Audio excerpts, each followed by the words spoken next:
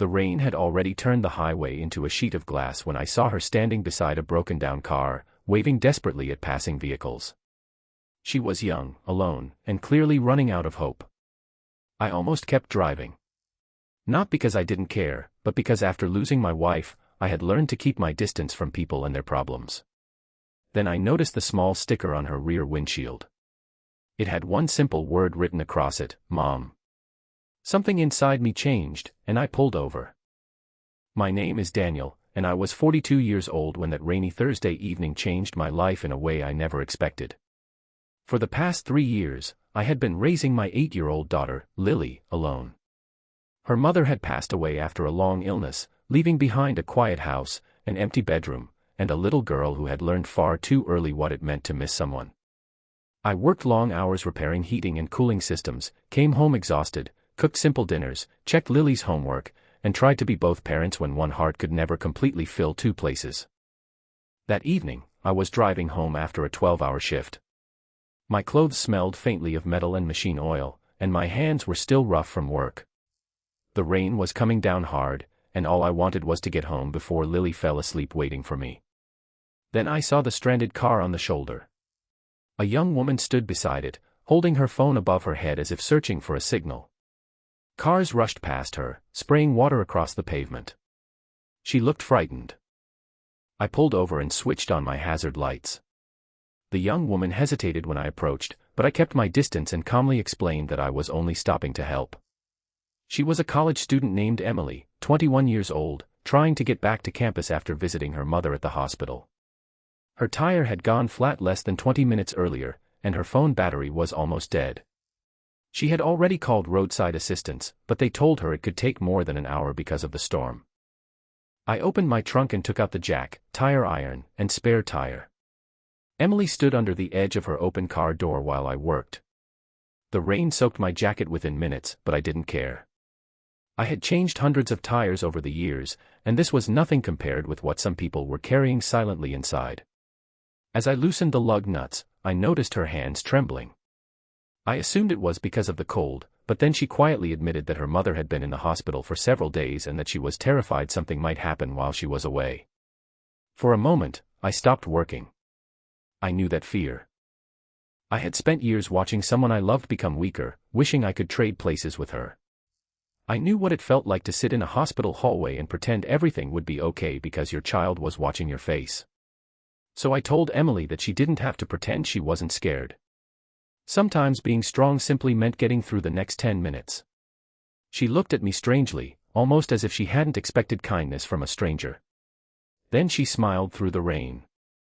I finished replacing the tire, tightened everything carefully, and lowered the car. Emily thanked me repeatedly, but I brushed it off. Before I left, I checked that her phone had enough charge to make another call. She contacted her father, and he told her he was already driving toward the hospital. Her shoulders finally relaxed. As I turned to walk back toward my truck, Emily suddenly called after me. She asked if she could get my number. I froze. For 3 years, I had avoided anything that felt like a new beginning. I wasn't looking for romance. I wasn't ready to imagine another woman in my life. My world revolved around Lily, work, bills, and memories. So I assumed Emily wanted my number in case something went wrong with the tire. I gave it to her. She saved it and smiled, explaining that she simply wanted to thank me properly someday. I told her there was no need, then climbed into my truck and drove away. I didn't think about her again that night. At least, I tried not to. The next morning, my phone buzzed while I was making Lily's breakfast. It was Emily. She wasn't asking for anything. She simply wanted to tell me that she had reached the hospital safely and that her mother was stable. Then she thanked me again for stopping. I replied briefly. A few days later, she messaged again. She told me her mother was improving and that she had returned to college.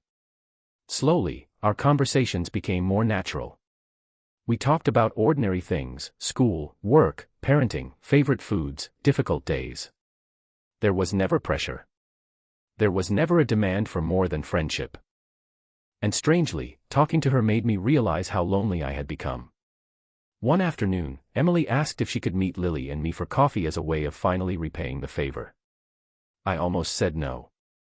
But Lily had overheard the conversation and immediately asked when her new friend was coming.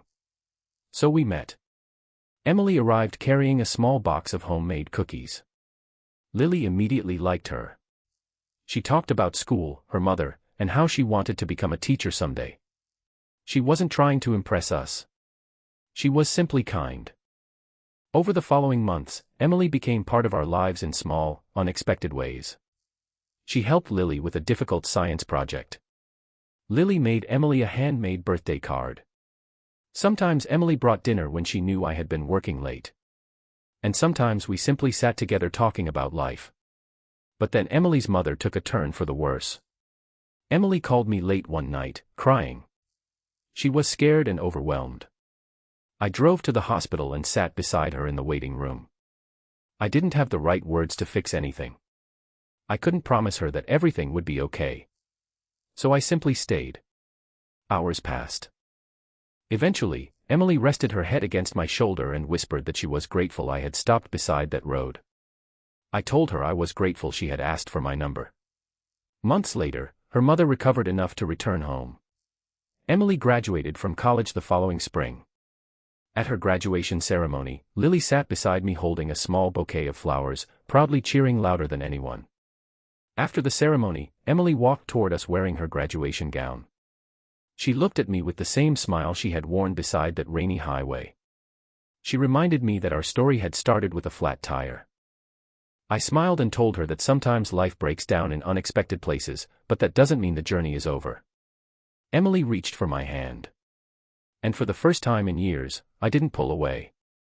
If you believe kindness can change someone's life and that second chances can appear when we least expect them, please like this story, share it with someone who needs hope, leave a comment, and subscribe to Dad's Second Chance for more emotional stories about love, family, kindness, and second chances. A year later, Emily became a teacher at a local elementary school. Lily was still in elementary school too, and the three of us had developed a bond that none of us could have imagined on that rainy highway. Emily never tried to replace Lily's mother, and I never expected her to. Instead, she became someone who respected the memories we carried while helping us create new ones. One evening, Emily and I returned to the same stretch of road where we had first met. The weather was clear this time. No rain. No emergency lights. No broken tire. Just a quiet road disappearing into the distance. Emily looked at me and said that she once believed the worst night of her life had started when her tire went flat. Then she smiled and said it had actually been the night her life changed direction. I looked toward the road and realized something I had forgotten after losing my wife: moving forward doesn't mean leaving someone behind. It means carrying their love with you while allowing your heart to make room for life again. Sometimes a second chance doesn't arrive with a grand announcement. Sometimes it arrives as a stranger pulling over in the rain. Sometimes it arrives as a simple act of kindness. And sometimes, when you think your heart has nothing left to give, someone quietly asks for your number, and gives you a reason to believe that tomorrow might still hold something beautiful. If this story touched your heart, please take a moment to like the video, share it with someone who believes in kindness, and subscribe to Dad's Second Chance. Your support helps these stories reach people who may need a little hope today. Special request: before you leave, comment, kindness can change everything, if you believe one small act of kindness can completely change the direction of someone's life. Because you never truly know what someone is going through. And you never know when the smallest thing you do today might become the reason someone believes in tomorrow again.